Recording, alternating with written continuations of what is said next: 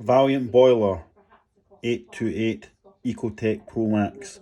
Okay, now I recently had to just change this. I'm making a short video now because the last video lasted for 28 minutes, so this is just a quick guide on what I've done so far.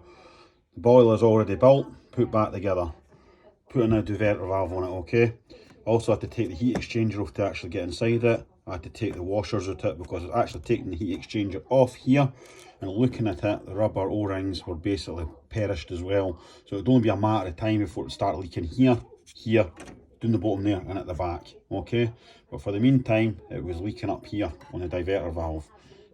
Basically, kind of long story short, the cartridge is left in it and it stopped working. Okay, which was causing it to leak every time you turned on the hot shower. It would start leaking at the bottom and start building up here. Tons of water built up, and basically as they had to catch it all. Once I drained all the system dry, turned the power off, turned the electric off, and basically carried on the work. Now once I carried the work, I got the new part today for 35 quid. The heat exchanger, now these are the two old ones. This is the very first one they went on it. This is the rabbit stuff, actually from Valiant. It's obviously more expensive at £114 I believe for a part. But you can buy the generic parts here for basically a fraction of the cost, but probably don't last as long. This lasts a good 7 years plus. This probably lasted for a good 3 years plus. But maybe it's helped towards the causes of actually adding a shower to it now, which is running for the gas as well now, so maybe it causes the motor to work harder. This is your motor here. Now, obviously, this is your cartridge. Now, the ends are actually snapped on the end of it here, but I'll give you an example right now. Obviously, inside there it is there. There's your connections right there, the pins, the exact same one. This is the one I've just recently took off. It's the exact same as the rabbit one with the plastic pins at the back of it, except for they're just snapped off here. You have your packers, then you have your washers inside. I can't get it right out there, but there you go. There's your washer there. Now what I believe is eventually the cartridge wears, and the line scale of the water basically wears us all down, and it causes it to start leaking and stop functioning properly inside here. Now you can get them out with a special tool, but unfortunately these plastic ones are not straightforward in getting out. I don't know why, but I recently got a new heat exchanger valve for 35 quid. It allows you to remove the tiny wee pin with basically these, and basically pop the pin out and then basically pull the cartridge out, I believe, making it a lot easier to access. Now, the parts here, your rabbit stuff, lasted for a good 7 to 10 years in the boiler. This part recently, probably about 3 years plus. I'd push it at very tops. When you're changing the boiler, I recommend you change the rings on them as well. Basically the end of them, that's the seal rings, like gaskets I believe they're called. Better change the seal rings, put new ones on, because these ones are awfully brittle and crumbly. And as for your old rings, I just said to you the other now, these are your old ones, as you can see, perished to hell, and these are your new ones. So you can see the difference right away with the faults with these. Now the ones that are kind of getting a bit faulty now on the heat exchanger, I might as well have changed them as well, because the parts were going to start leaking from the corner, as I said.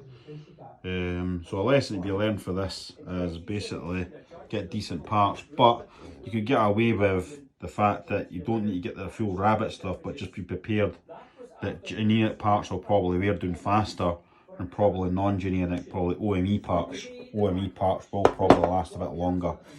One more issue I'd like to announce as well, that this is the old motor from this one here, this boiler here, but the motor we had for this one, basically I tried swapping that around because it's just kind of the same parts really at the end of the day. What I did notice is swapping them round, it basically, to come back to the boiler again, basically this bit here, it caught a wee flame when you turned the heater on for the radiators. When that came on, it started sparking up above into the window here, and basically you know it was working, then the radiator would come on. When I tried changing the motor, nothing would happen and the radiators would stay cold. So there was your first indication right away it wasn't actually communicating with the motor. The motor part of it is here, and this is what actually gets the whole thing starting up. Okay, as you can see, I've fixed it all now. It's all prepared. Hopefully it'll stop leaking for a good few years now. I've put new O-rings on it.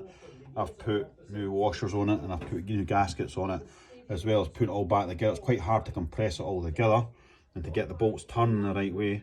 Well, hopefully this will solve a lot of the issues.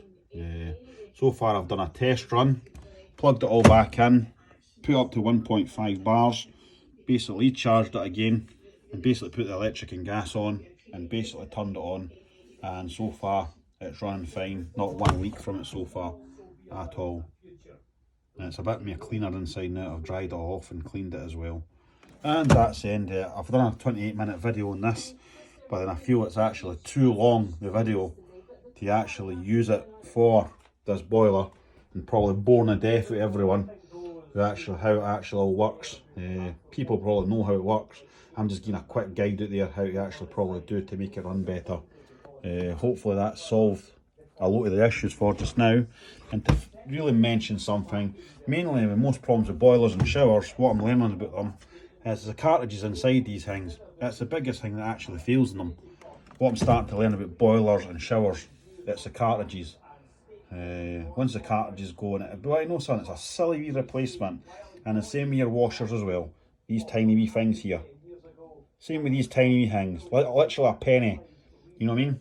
And these tiny things can cause problems with your whole boiler leaking here and losing pressure, and then start giving you problems with the boiler.